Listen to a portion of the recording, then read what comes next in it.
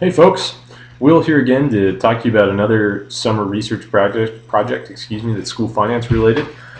This one also is sort of student count related, so I would recommend viewing the student count video before reviewing this one because it'll give you some background into how our current October 1 count process works and what we're planning to do with an average daily membership system.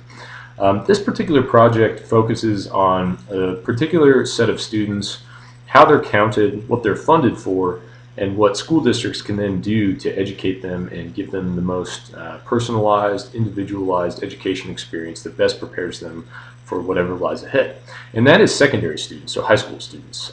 Currently,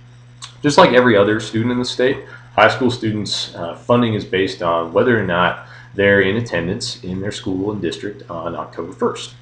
And so, what the department also requires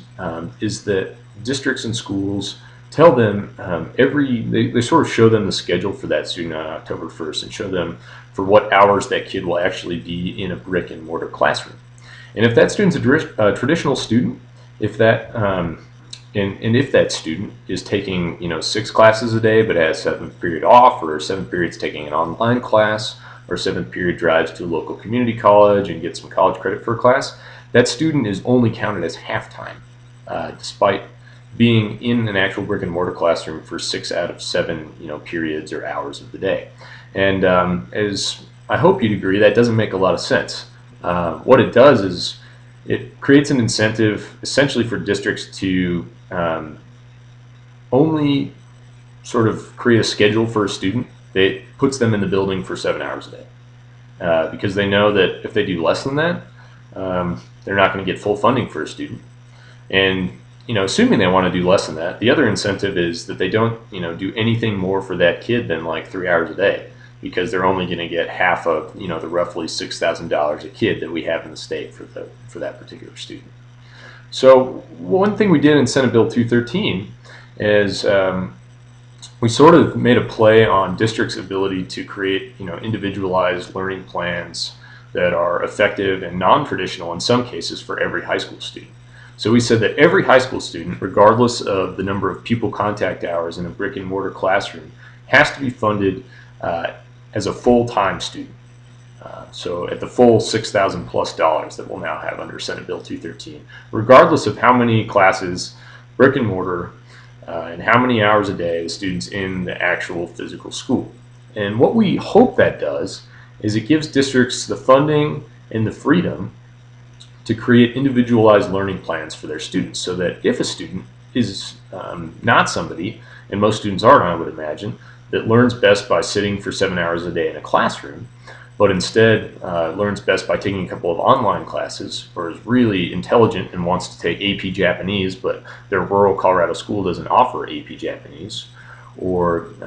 really wants to be college ready and wants to take a couple college specific courses at a local community college, or just has a disability or specific learning needs that require that student to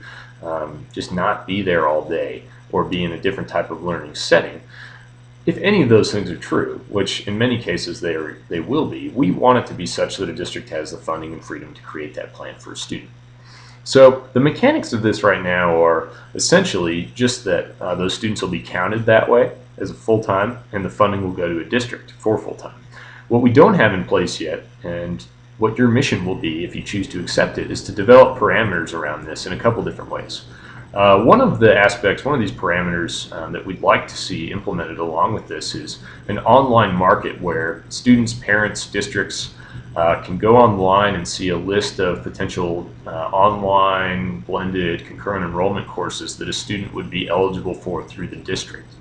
And College in Colorado has helped us a bit with that, and we'll give you some more context on that. But we'd like a template for what that online market would look like, and parameters for what sorts of things could be on there, and how they'd relate to graduation requirements and everything else in the district. We'd also like to put some parameters around what this extra money that districts will get can be used for now. So we're essentially trusting schools and districts with a lot more money to create individualized learning plans for students. But there aren't a lot of things that will require them to do so. They could just schedule a kid for 4 hours with 3 study halls in a brick and mortar classroom and still get full funding, which I know a lot of high school seniors would want. But we obviously don't think that's a very good use of that money.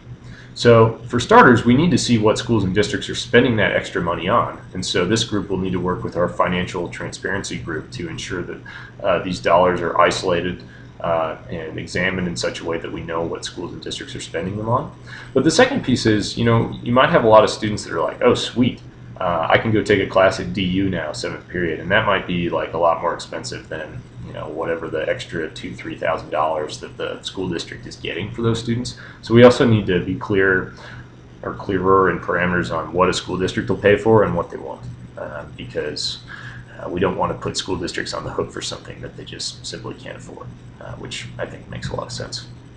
So your mission, if you choose to accept it, is to develop this template for an online market of classes and course offerings for secondary students, and to help us put parameters around what this extra money that school districts will now get those students can be used for.